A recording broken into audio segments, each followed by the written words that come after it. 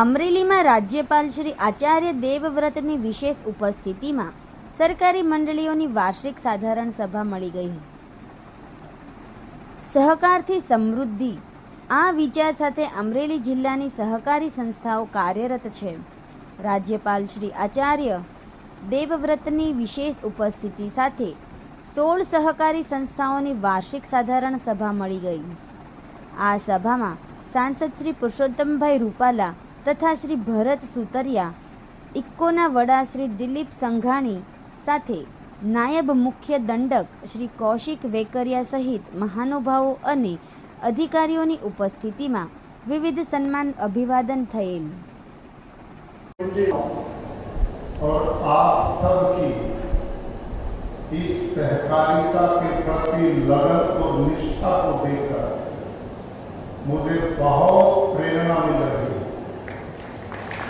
और मैं बैठा बैठा सोच रहा था कि भारत सरकार ने पहली बार सहकारिता अलग से जो मंत्रालय बनाया है और जिसके मंत्री आप ही की गुजरात की धरती के अग्रणी नेता श्री अमित भाई शाह हैं.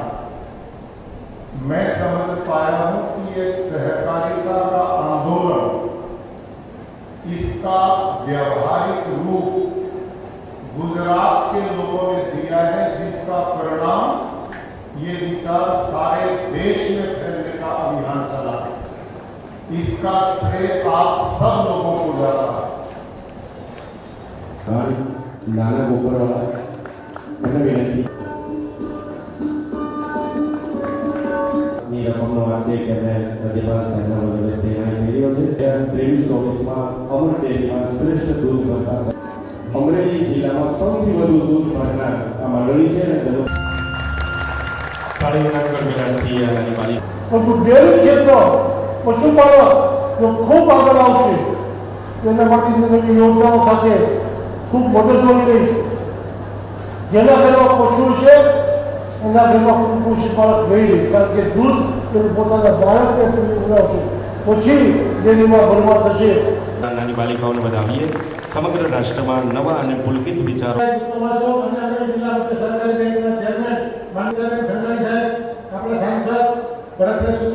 સહકારિતાનો બે ઈ છે કે આપણે ભેગા થઈ, ભેગા મળીએ, ભેગા વિચારીએ અને ભેગા હાલીએ.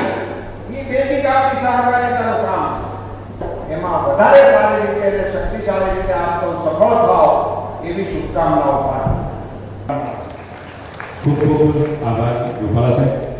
સમાજ માટે, સત્ય માટે, સત્યપૂર્ણ સમાચાર પ્રસારણ આપના મોબાઈલ પર તરત જ લાઈક કરો, શેર કરો અને સબસ્ક્રાઈબ પણ કરો. અને હા, ઘંટડી વગાડવાનું ન ભૂલશો. આભાર.